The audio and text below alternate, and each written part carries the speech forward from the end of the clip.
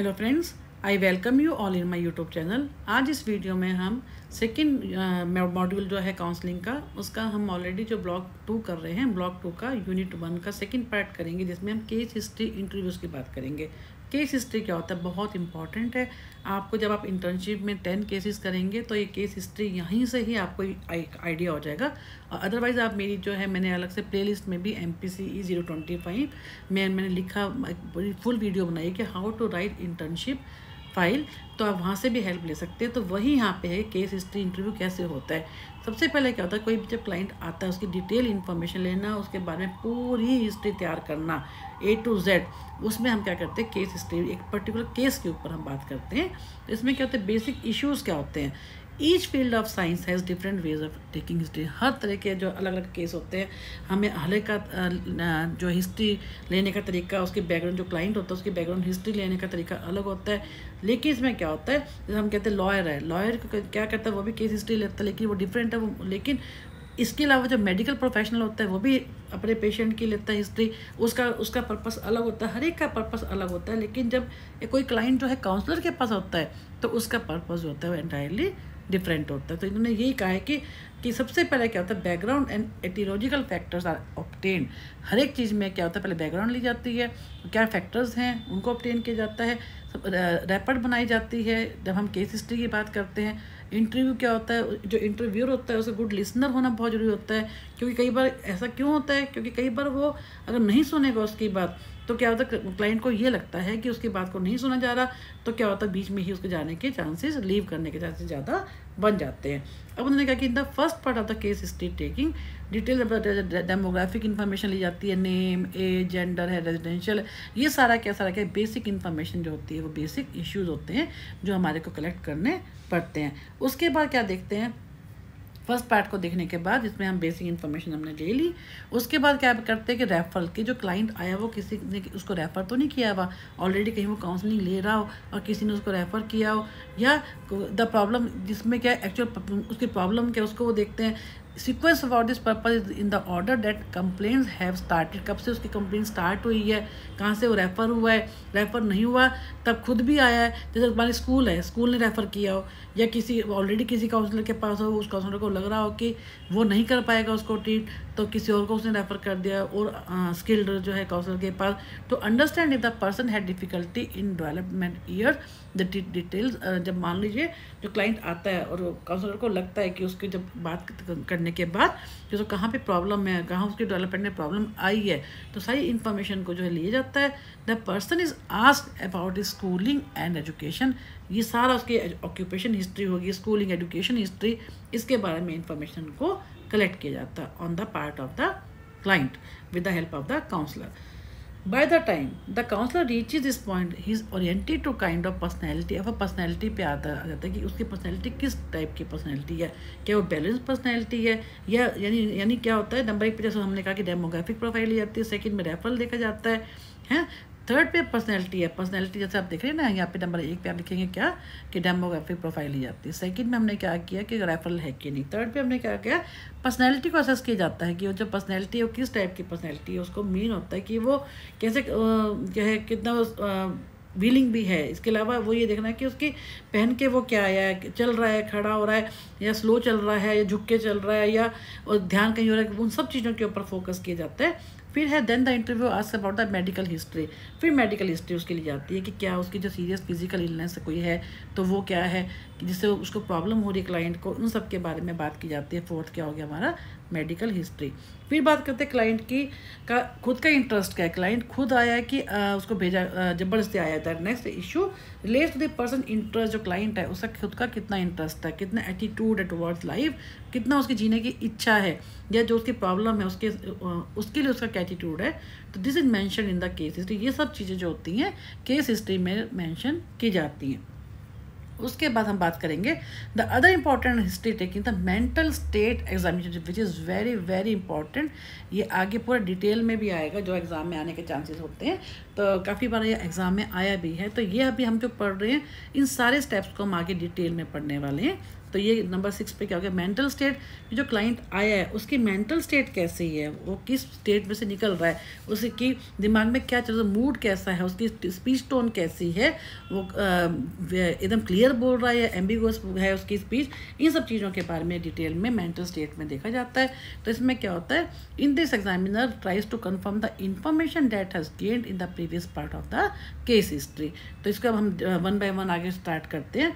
First क्या है इसका फॉर्मेट में क्या होता है, आइडेंटिफिकेशन डाटा, जिसमें क्या होता है पूरा उसका नेम क्या है, सेक्स क्या है, क्या क्या, ये सबसे पहले हम लेते हैं। उसका नेम क्या है, सेक्स क्या है, एज क्या है, एजुकेशन क्या है, और स्कूल है जहाँ से अगर कोई पढ़ रहा है, बच्चा है, स्टूडेंट है, तो स्कूल क्या है, जिस क्या, या कोई एडल्ट भी है तो किस स्कूल से वो पढ़ा है, उसका जो है एजुकेशन हिस्ट्री क्या है, किस स्कूल से उसने पढ़ाई की है, ये सब आ गया हमारा उसमें आइडेंटिफिकेशन डाटा में। फिर करते हैं प्रॉब्लम स्टेटेड, जो प्रॉब्लम बता रही है सेम फॉर्मेट आपका रहेगा आगे इंटर्नशिप में। आप जब केस स्टडी करते हैं आपके इग्नू में आप देखेंगे मैनुअल में भी ये इस टाइप से दिया हुआ है कि आपको कैसे केस स्टडी करनी है, कैसे इन्फॉर्मेशन को कलेक्ट करना है। अब प्रॉब्लम स्टेटेड बाय, जो प्रॉब्लम है वो क्लाइंट खुद दे रहा है प्रॉब्लम, या उसके साथ कोई और है जो इन्फॉर्मेशन दे रहा है, कि उसका कोई रिलेटिव है, उसका फ्रेंड है, उसका फादर है, या किसी ने उसकी अकॉम्पनी की है। कहने का मतलब ये तो क्लाइंट खुद है जो उससे निकल रहा है, उस जो है the client is one who has to deal with the problem, और वही अपने बारे में काउंसलर के साथ शेयर कर रहा है। दूसरा क्या है, इन्फॉर्मेंट जो कि साथ में उसकी कंपनी कर रहा है, वो क्लाइंट इस हालत में नहीं है जो अपने बारे में बता सके। थर्ड क्या है, अदर्स, कोई ऐसा, ये तो हो गया इन्फॉर्मेंट जो कि मान लो फैमिली फ्रेंड वगैरह कोई हो गया। दूसरा कौन सा है, कोई ऐसा जहाँ पे कोई और उसको the client where the if the client is working at a firm, तो उसके साथ उसका एम्प्लॉय के साथ में जो उसका फ्रेंड है वो उसकी कंपनी करे। तो ये सब क्या हो गया, उसके बारे में कौन प्रॉब्लम को स्टेट कर रहा है। देन ड्यूरेशन, प्रॉब्लम की ड्यूरेशन के कब से वो प्रॉब्लम शुरू हुई है उसके बारे में बात की जाती है। फिर इंटेंसिटी, जो प्रॉब्लम है वो कितनी इंटेंसिव है, कितना ज़्यादा उसका तंग कर रही है उस क्लाइंट को, वो सारी इन्फॉर्मेशन को कलेक्ट किया जाता है। फिर अब पर्सनल हिस्ट्री में क्या, तो बर्थ कब, उसका बर्थ ऑर्डर, कितने भाई बहन है फैमिली के अंदर, ठीक है ना, बर्थ का कैसे कैसे उसका हुई है, उसकी डेवलपमेंट कैसे हुई है, कोई नॉर्मल है या एबनॉर्मल, बचपन में कोई ऐसी इंसिडेंट्स तो नहीं हुई। स्कूल हिस्ट्री, स्कूल में उसके सबके साथ फैमिली, अपने जो है स्कूल में अपने टीचर्स के साथ, अपने फ्रेंड्स के साथ कैसे उसके रिलेशन है, कोई ऐसा तो नहीं कोई ऐसी कोई प्रॉब्लम हुई हो बचपन में, स्कूल में कोई ऐसी इंसिडेंट्स हो गई जो दिमाग में उसके चल रही हो। फिर मेडिकल हिस्ट्री, कोई ऐसी प्रॉब्लम तो नहीं होगी, फिजिकल इलनेस तो नहीं हुई जिसका इसकी आज की जो प्रॉब्लम है वो से रिलेटेड हो। सोशल हिस्ट्री, अपने उसके फैमिली के साथ के अलावा जो बाकी फ्रेंड्स है, बच्चा है तो उसके पीयर ग्रुप के साथ, बड़ा है तो अपने वैसे फ्रेंड्स के साथ कैसे उसके रिलेशन है, वो सारी इन्फॉर्मेशन को कलेक्ट किया जाता है। इमोशनल में वो कितना स्ट्रॉन्ग है, इमोशनली वो कितना, कैसे वो कितना स्टेबल है, कि रोता है, हंसता है, कि इमोशनली बहुत ज़रूरी होता है कि लाइफ में आदमी जो है स्ट्रेस को वो कैसे डील करता था पहले या अब कैसे करता है, उन सब चीज़ों के बारे में मालूम करना। प्री मॉर्बिड का मतलब क्या, पर्सनैलिटी में कि प्रॉब्लम से पहले क्या पर्सनैलिटी थी जिसके, और अब क्या प्रॉब्लम, अब क्या है, उन सब के बारे में कि क्या किस कारण से उसकी ऐसी पर्सनैलिटी। ऐसा तो नहीं है कि जब प्रॉब्लम हुई थी उस समय बहुत ही हंसमुख आदमी था, आज की डेट में वो ऐसा हो गया, या कैसे प्रॉब्लम को स्ट्रेस में आ गया जो आज की डेट में, कैसे उसको डील कर, आज कैसे कर रहा है, पहले कैसे करता था। तो क्लाइंट्स की फैंटेसी लाइफ, ऐसा तो नहीं जो क्लाइंट है उसकी कुछ क्या, उसकी मोटिवेशंस क्या हैं, वो किस चीज़ को पाने की इच्छा करता है। One more aspect in which information is obtain, this tells about the motivations, क्या उसकी ऐसी कौन सी चीज़ें जो चाहता था लाइफ में और उसको नहीं मिली, उन सबको देखना। कि कोई ऐसी तो बात नहीं कि वो कुछ चाहता था बनना लेकिन वो नहीं कर पाया, तो उसकी फैंटेसी लाइफ के बारे में इंफॉर्मेशन को पूरा डिटेल में कलेक्ट करना। इसके अलावा the details of the daily life, जिसमें सेक्सुअल है, ऑक्यूपेशन हिस्ट्री है जहाँ पे वो काम करता है उसके बारे में, जो अगर मैरिड है तो उसकी सेक्सुअल लाइफ कैसी है उसके बारे में डिटेल में इंफॉर्मेशन लेना। फिर है फैमिली हिस्ट्री, फैमिली में कौन कौन लोग हैं, उनका किसके साथ क्या क्या रिलेशन है, ये सब इंफॉर्मेशन। उसकी एज क्या है, फैमिली में जितने लोग हैं, फादर है, मदर है, भाई बहन, उनकी एजुकेशन, उनका ऑक्यूपेशन। कई बार क्या होता है कि भाई बहन आपस में इतना जेलस हो जाते हैं कि मान लीजिए सिस्टर को कोई प्रॉब्लम हो जाती है, तो क्यों होती है, क्योंकि वो भाई को लगता है कि जो है बहन मेरे ऊपर जा रही है, बहुत आगे लाइफ में रेस कर रही है, मैं नहीं कर पा रहा, तो उसको वो देखते देखते उसको प्रॉब्लम हो जाती है, उसको काउंसलिंग की जरूरत पड़ जाती है। तो there are so many factors which are responsible for the problem of the client. तो ये सब चीज़ें हैं। सोशो इकोनॉमिक स्टेटस क्या है, ये सारी कैसी उसकी बैकग्राउंड है, कितना फैमिली इनकम क्या है, इनकम ऑफ द फैमिली, ये सब बातें जो है सोशो इकोनॉमिक स्टेटस में इकट्ठी की जाती हैं।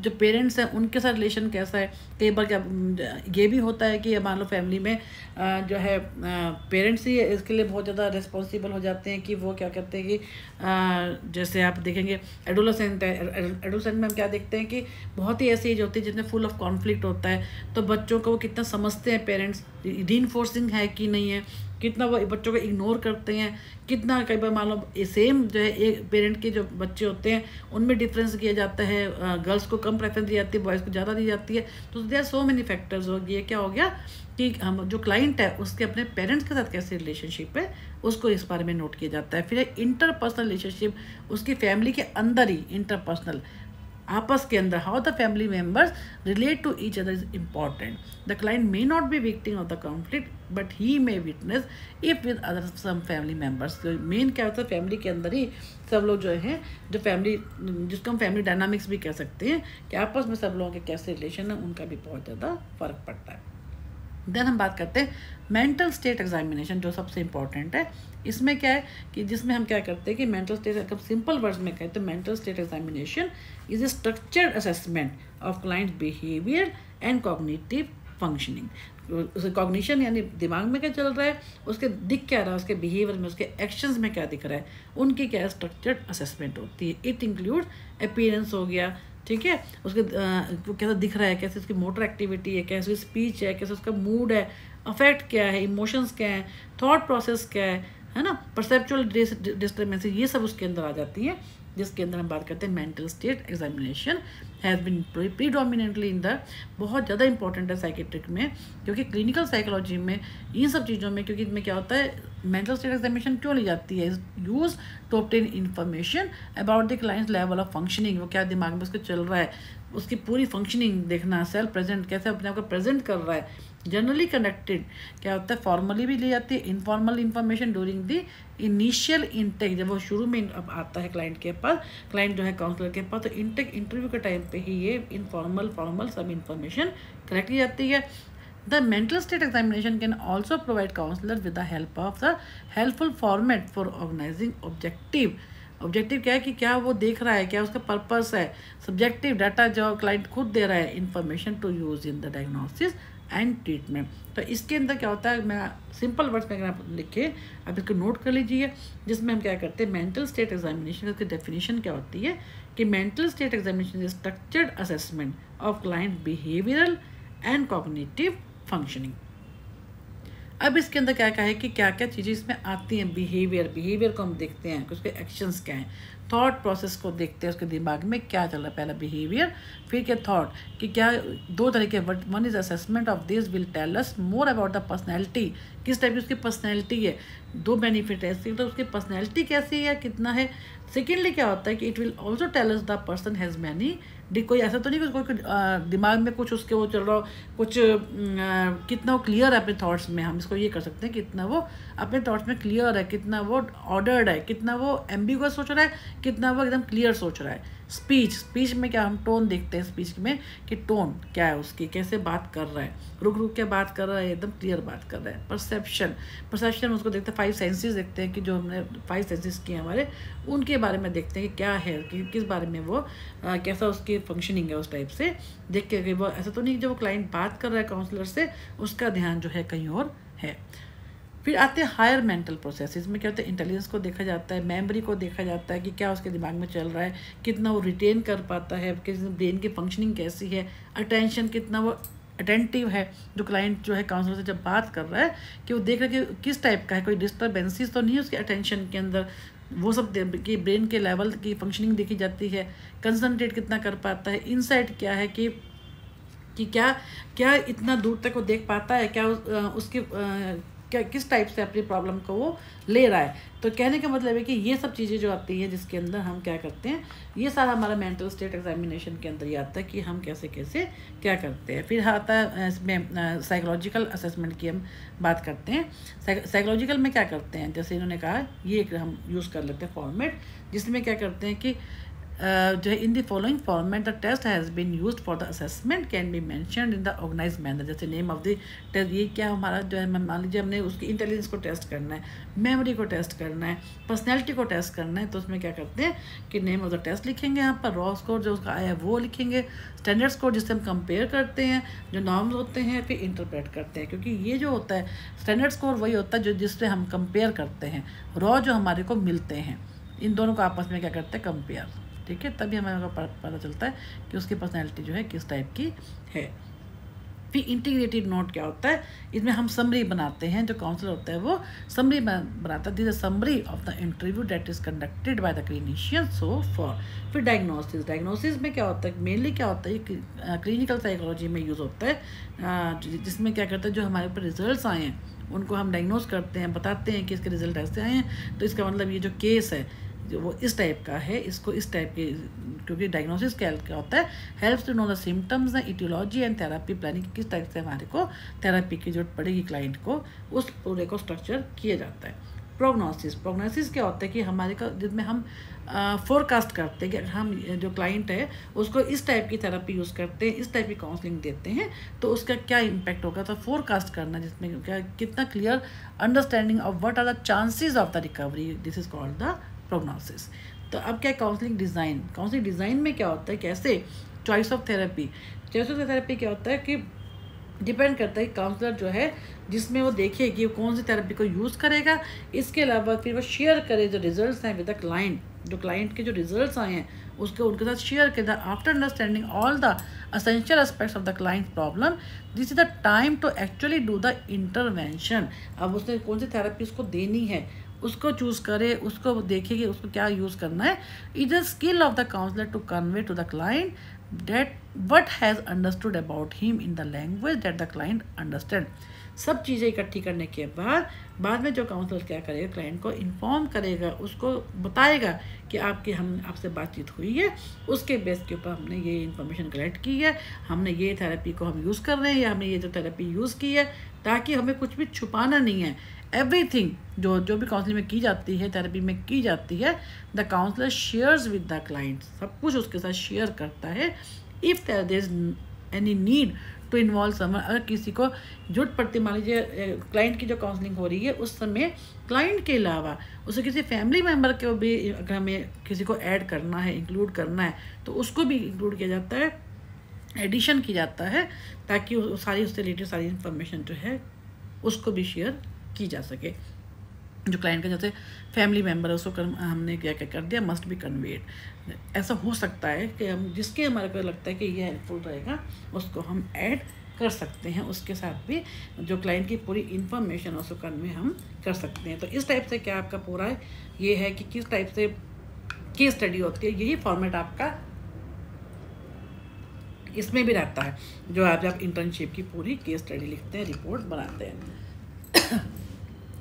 अब आगे बात करते हैं जो है सब उसके आगे बढ़ते हैं, जिसमें हम करते हैं साइकोलॉजिकल टेस्टिंग क्या होता है। ये हम ऑलरेडी पहले भी कर चुके हैं। टेस्टिंग क्या होता है, जिसमें हम साइकोलॉजिकल टेस्ट को साइकोलॉजिकल कंस्ट्रक्ट को मेजर करने के लिए हम जो यूज़ करते हैं टेस्ट, जैसे हमें अगर इंटेलिजेंस को टेस्ट को यूज़ करना है, इंटेलिजेंस को टेस्ट करना है, तो ये हमारा जो साइकोलॉजिकल कंस्ट्रक्ट हमारा क्या होता है, इंटेलिजेंस, उसके लिए हम क्या करते हैं, इंटेलिजेंस टेस्ट को यूज़ करते हैं।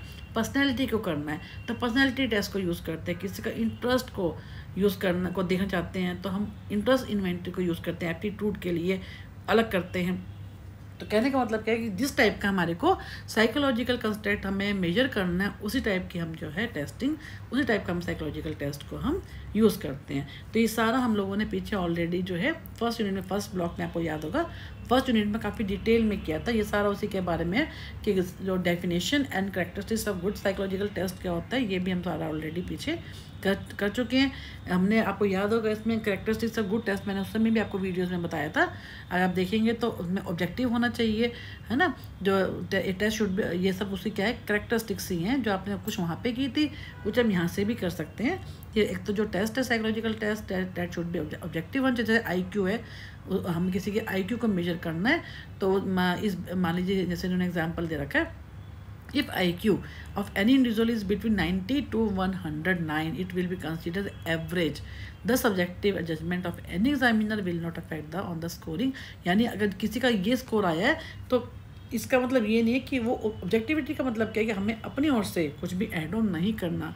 जो रिजल्ट आया है वही ऑथेंटिक होगा, वही स्टैंड करेगा, उसी को ही जो है माना जाएगा।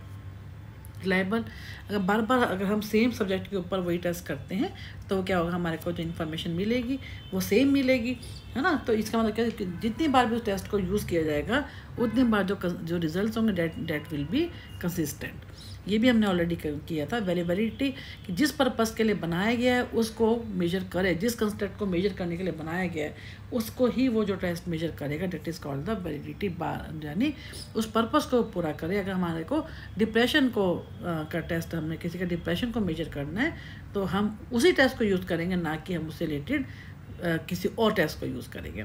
फिर नॉर्म्स क्या होते हैं कि जिसमें क्या होता है कि नॉर्म्स क्या होता है जिसमें हम बेस के ऊपर कंपेयर करते हैं अपने जो रिजल्ट्स को। जैसे हमने बताया कि किसी का 70 IQ आता है और हमारे जो स्टैंडर्डाइज स्कोर आ रहा है, मान लीजिए हमारे पास 60 आ रहा है, तो 60 उस केस में क्या हो जाएगा, नॉर्म्स हो जाएगा, स्टैंडर्डाइज स्कोर हो जाएगा, जिससे हम अपने रिजल्ट्स को, रॉ स्कोर को हम कंपेयर करेंगे। बिना नॉर्म्स के हमारा रिजल्ट क्या आता है वो बेकार होता है। द नॉर्म्स में differ from test to test. For example, if we are looking out for any phenomenon related to school difficulty, then obviously जो नॉर्म्स होंगे वो उस पर्टिकुलर एज ग्रुप के होंगे, उस स्कूल गोइंग चिल्ड्रन के होंगे, क्योंकि वो डिपेंड करता है हर एक जिस चीज़ के लिए हम करना चाहते हैं उसी से रिलेटेड होना चाहिए, उसी टेस्ट से रिलेटेड होना चाहिए। The raw score of any test is meaningless unless compare with norm. जो हमारे को रॉ स्कोर मिलते हैं, जब तक हम उसको नॉर्म से कंपेयर नहीं करेंगे तो हमारे जो रिजल्ट्स होते हैं वो क्या होते हैं, यूजलेस होते हैं। तो इसलिए क्या कहे कि इनको जो नॉर्म्स होते हैं उन्हीं के बेस के ऊपर ही हम अपने रिजल्ट्स को कंपेयर कर पाते हैं। फिर स्टैंडर्डाइज होना चाहिए, जो यानी यूनिफॉर्मिटी होनी चाहिए। जो हमारे जो रिजल्ट्स हैं, यूनिफॉर्मिटी होना उनका मेरे अंदर बहुत ज़्यादा ज़रूरी होता है। तो सबके साथ वही रिजल्ट आने चाहिए। ये नहीं कि आज जो है हमने किसी और ने किया है तो कल कोई और करेगा तो उनमें कोई अपने रिजल्ट्स में कोई फ़र्क आए। तो अब आगे क्या है, क्लासिफिकेशन क्या था, ये भी हमने पहले किए थे। इंडिविजुअल एंड ग्रुप टेस्ट, कुछ टेस्ट ऐसे होते हैं जो कि इंडिविजुअल्स के लिए होते हैं, कुछ क्या होते हैं ग्रुप के लिए होते हैं। ये सारा हम ऑलरेडी पहले कर चुके हैं अपनी अर्लियर वीडियो में। पर्सनैलिटी टेस्ट भी हमने किए थे, जिसमें हमने जो पर्सनैलिटी को मेजर करने के लिए बनते हैं वो कई तरह के होते हैं। जैसे 16 PF की हमने बात की थी, बहुत ही पॉपुलरली नॉन है ये। इसके अलावा इन्होंने क्या किया, the test gives us understanding of the person various aspects, जैसे एंग्जाइटी है, डिप्रेशन है, इन सबसे रिलेटेड। इसके अलावा न्यूओपाई भी हमने किया था आपकी जो है फर्स्ट ईयर वीडियो के अंदर। और अभी हमने न्यूओपाई में आपको मैग्रे एंड कोस्टा का दिया हुआ था, ये आप उसको मेरा जिसको हम 5 फैक्टर मॉडल ही बोलते हैं, आप चाहेंगे तो EPI भी है, एंजाइटी पर्सनैलिटी क्वेश्चनेयर, ये सब के ऊपर मैंने वीडियो अलग से बना रखी हैं। इन द प्लेलिस्ट आप देखेंगे तो आपको समझ में याद आ जाएगा। फिर है प्रोजेक्टिव टेस्ट है, जिसमें हमने रोरशा की बात की थी, वो आ जाएंगे इसके अंदर की, जिसमें हम क्या करते हैं, अनकॉन्शियस माइंड से हम जो मटेरियल होता है उसको हम क्या करते हैं, कॉन्शियस माइंड में लेके आते हैं, to unravel the unconscious material. इसमें हम उसको कोई पिक्चर दिखाते हैं, कोई कुछ भी दिखा के उसको कोई सेंटेंस दिखाते हैं, ताकि वो क्या करता है, जो क्लाइंट होता है उसको डिटेल में उसके बारे में एक्सप्लेन कर सके, जिससे हमारे को उसके ब्रेन में जो है अनकॉन्शियस जो है उस चीज़ के बारे में वो किस ढंग से लेता है। मान लीजिए हमने किसी को पिक्चर दिखाई है, एक ओल्ड एज का मैन है, एक ओल्ड एज की वीमेन है। अगर वो मान लीजिए किसी सिर्फ आइस पे ही फोकस कर रहा है या किसी को कोई पिंक रंग पे फोकस कर रहा है, तो डिपेंड अपॉन दी वो क्या कहना चाहता है, वो उससे ये मालूम होता है कि दिमाग में क्या चल रहा है, कि इसको प्रॉब्लम किसी लेडी से तो नहीं थी। तो ये डिपेंड ये भी है कि इसमें काउंसलर की जो स्किल्स होती हैं वो बहुत ज़्यादा मैटर करती है, वो कितना एफिशिएंट है, वो कितना ट्रेंड है। तो ये क्या सब क्या होते हैं, जिसमें हम क्या करते हैं कि और उसके दिमाग में क्या चल रहा है, अनकॉन्शियस माइंड से जो है जो मटेरियल होता है उसका कॉन्शियस माइंड में लाया जाता है।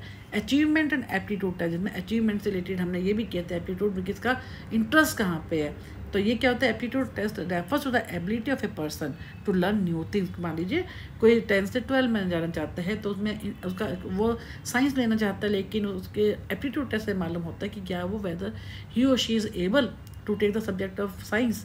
तो ये क्या होता है हमारे एप्टीट्यूड टेस्ट। और अचीवमेंट जैसे आपके इग्नू के एग्ज़ाम होंगे, उसके बाद जो आपके एग्ज़ाम से आपकी अचीवमेंट मालूम होगी उस जो अचीवमेंट में क्या होता है, हम जो करने के बाद हमारा जो है पोटेंशियल मालूम होता है कि हमने कितना हमने किया है, कितना वो हमारी अचीवमेंट मालूम होती है for future point of view. Intelligence test में हम सभी जानते हैं कि इंटेलिजेंस को मेजर करने के जो टेस्ट बनते हैं, जैसे हमने स्टैनफोर्ड बीने का भी टेस्ट था जिसमें हमने MA/CA × 100 किया था। ये क्या था, हमारा IQ का फॉर्मूला था। ठीक है, अब बात करते हैं verbal and performance test. Verbal क्या होता है, इसमें लैंग्वेज को यूज़ करते हैं, जैसे ये परफॉर्मेंस भी आपके वही हैं जो जैसे इग्नू के एग्ज़ाम है, उसके लिए हम कर सकते हैं कि आपकी परफॉर्मेंस देखते हैं उसके अंदर कि आप कितना जो है आपने पढ़ा है, वो कितना आपके काम आ रहा है नहीं आ रहा, आपने कितने नंबर लिए हैं। इससे हमारी क्या होती है, परफॉर्मेंस मालूम होती है। जो पूरा साल आप लोगों ने पढ़ाई की उसमें आपने कैसा परफॉर्म किया। तो इस टाइप से उन्होंने कहा है कि ये सब क्या है, हमारे साइकोलॉजिकल टेस्ट हैं। तो ये चैप्टर बहुत ज़्यादा इंपॉर्टेंट है, इंटरव्यू मेथड भी, केस स्टडी मेथड भी एंड साइकोलॉजिकल टेस्टिंग भी। तो मैं आप सबको थैंक यू करना चाहती हूँ कि आप बहुत अच्छे से मेरे चैनल के ऊपर कमेंट्स करते हैं, आपको सब्सक्राइब भी कर रहे हैं, आप शेयर भी कर रहे हैं, इवन आपको जो कोई क्वेश्चंस होते हैं आप उनको भी कमेंट बॉक्स में लिखते हैं। मेरे से जितना जल्दी हो सकता है मैं आपके क्वेश्चंस को रिप्लाई भी करती हूँ। तो थैंक यू।